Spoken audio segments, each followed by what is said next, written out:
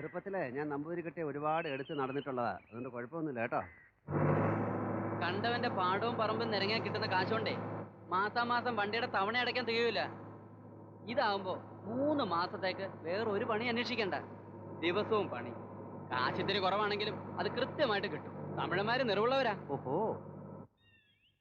തൊട്ടതിനും പിടിച്ചതിനും അവിടെ ചെന്ന് വഴക്കുണ്ടാക്കായിരുന്നാ മതി. തോന്നുട്ടേട്ടൻ തഞ്ചത്തിലാ മുതലാളിയെ കണ്ട് സംസാരിച്ച സബ് കോൺട്രാക്ട് നമുക്ക് കിട്ടും, ഉറപ്പാ. ഓ ശരി ശരി ശരി ശരി.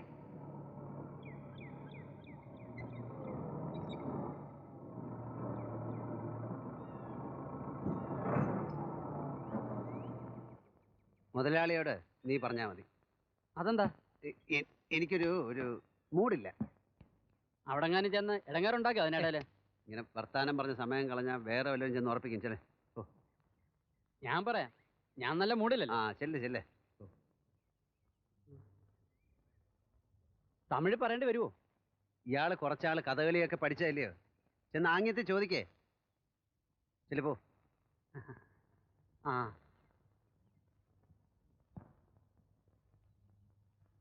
നമസ്കാരം. என்னப்பா മണല് വരുന്ന ജോലി കിട്ടുമോന്ന് അറിയാനാ.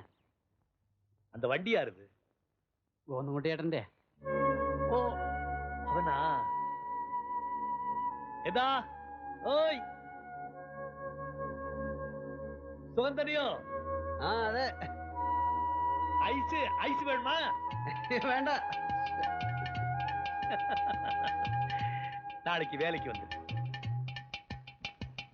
മുതലാളി നേരത്തെ അറിയൂ? നിനക്ക് മാത്രമേ ഈ ഗോവിന്ദൻകുട്ടി ഒരു ബഹുമാനം ഇല്ലാതുള്ളൂ. അറിയോ? കേറ് കേറ്, നീ വാ.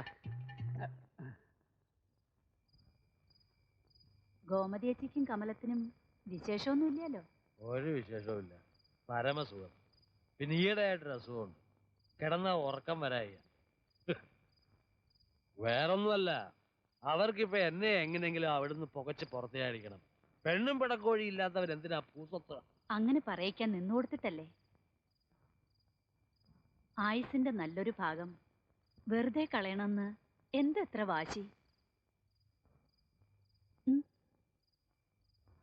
ആ ചോദ്യം ഏതായാലും നന്നായി. പാഴാക്കി കളയരുത് എന്ന് തന്നെയാ എൻ്റെ ആശ.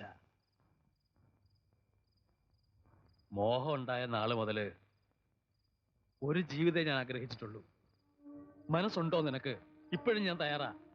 നിന്നെ ആട്ടിയിറക്കിയ അതേ തറവാട്ടിലേക്ക് കൈപിടിച്ച് കൊണ്ടുപോകാൻ നിന്നെ ഒരുത്തരും തടയാൻ പറ്റില്ല. പറഞ്ഞോ? പറഞ്ഞത് തന്നെ പിന്നെയും പിന്നെയും എന്നെ കൊണ്ട് പറയിക്കണോ പേട്ട? ആ, നിനക്ക് നിന്റെ മനസ്സ് മാറ്റാൻ പറ്റില്ല. ഞാൻ നന്നാവുകയും വേണം. രണ്ടും രണ്ടു വഴിക്കാ, പിന്നെങ്ങനാ ശരിയാവുക? ഗോവിന്ദൻകുട്ടി ഇപ്പോഴും വൈകിയാ വരാറ്?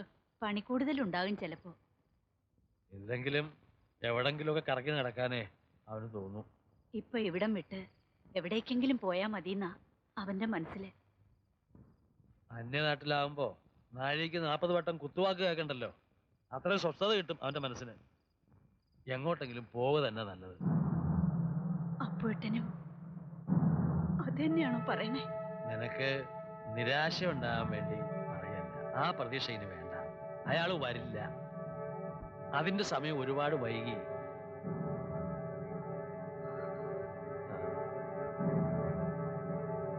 ഗോവിന്ദൻകുട്ടിയെ ഞാനൊന്ന് അന്വേഷിച്ചത് പറയാം.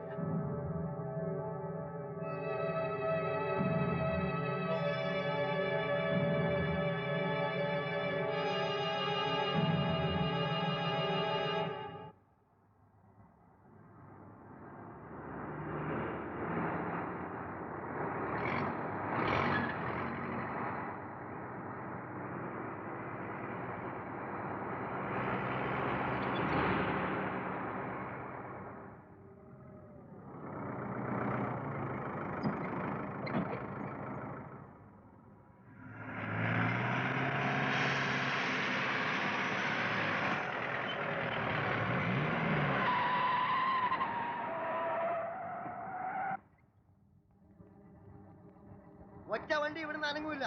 ഈ തൊഴിലാളികളുടെ പ്രശ്നം തീരാതെ ഇവിടുന്ന് ഒരു തരി മണ്ണ് പോവില്ല. വണ്ടി എങ്ങാനും മുന്നോട്ടെടുത്താൽ ഇവിടെ ഇട്ട് കത്തിക്കും. അങ്ങനെ ഒരു വരുത്തൽ ഇവിടെ വന്ന ആളാകണ്ട. അടിച്ചു പൊളിക്കണം. നനയ്ക്കാൻ അവിടെ നിന്ന് കുത്തി കയറും. അവനിവിടെ ആളാകണ്ട. അടിയടാ അവനെ. இந்த ஊருக்காரங்க தைரியம் இருக்கு கோடல உரிய மாலை போட்டு ராஸ்கல் சொல்றா செய்டா பாக்க செய்யி செய்டா யார செய்டா மாமக்க செய்யி ரெடி ഇവിടെ തൊഴിലാളികളുടെ പ്രശ്നം പറ നീ ആരാടാ കൂലിക്കെല്ലാം നടക്കുന്ന യുവമാരാടാ തൊഴിലാളികള് പണിയെടുക്കുന്ന ഞങ്ങളാടാ ചുണയുണ്ടെ തടയാൻ വന്നോണ്ടല്ലോ നിന്റെ കൂടെ വീല് കയറ്റി ഞാൻ ഇറക്കും അറിയാലോ നിനക്കെന്നെ വലിയ ആഫീസ് കളിക്കാൻ വന്നിരിക്കും ഇവിടെ കൊണ്ട് അവസാനിക്കില്ല. നിന്നെ ഞാൻ കണ്ടോളാം. പുല്ലേ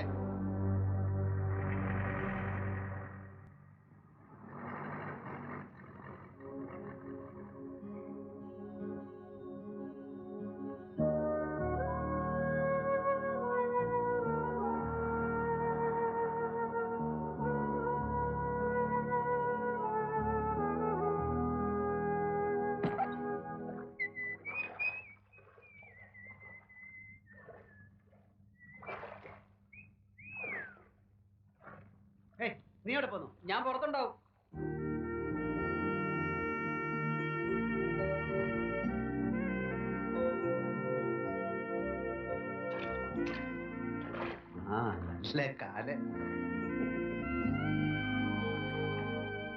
ചിരിക്കണ്ട. എന്ന് പറഞ്ഞ ആ മുതലാളിയെ തല്ലാൻ പോയപ്പോല്ലേ ഞാൻ അതിൽ ഇടപെട്ടെ. ഗോവിന്ദേട്ടന് ഇവിടെ ഉള്ളവരാണോ വലുത് അതോ വല്ലയിടത്തുനിന്ന് വന്ന അങ്ങേരോ? എന്തായാലും നെറുകേടിന്റെ കൂടെ ഞാൻ നിൽക്കത്തില്ല. കാണിച്ച ചെല്ലപ്പൻ ഒറ്റയ്ക്കില്ലെന്നും അതിന്റെ കൂടെ ചില തറവാടികൾ ഉണ്ടായിരുന്നെന്നും എനിക്കറിയാം. അങ്ങനെ പറയൂ.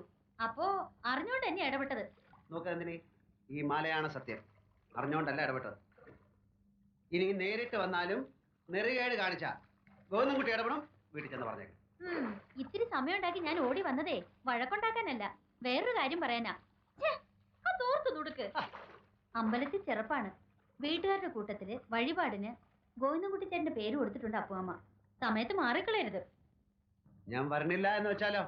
വരാതിരിക്കല്ല വേണ്ടത്. ഒരു ഒച്ചയും ബഹളം ഉണ്ടാക്കാണ്ട് പേര് വിളിക്കുമ്പോ മര്യാദക്കാരനായി വന്ന് പ്രസാദം വാങ്ങിച്ച് നെറ്റി തൊടണം.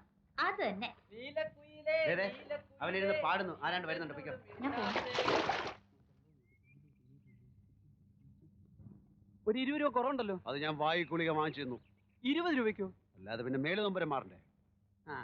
ഒരു കാര്യം ഞാൻ പറഞ്ഞേക്കാം. മേലുനൊമ്പരം മാറ്റി വണ്ടി അവസാനം ഭയങ്കര ഉണ്ടോ? അപ്പൊ നമ്മൾ വേറെ ലോറി വാങ്ങിക്കും. 2 എണ്ണം. മുതലാളി ഞാനിടെ ചാടി വീണില്ലായിരുന്നെങ്കിലേ എല്ലാരും കൂടി ഇടിച്ചാലുള്ള ഷേപ്പ് മാറ്റിയാൽ. കറക്റ്റ്.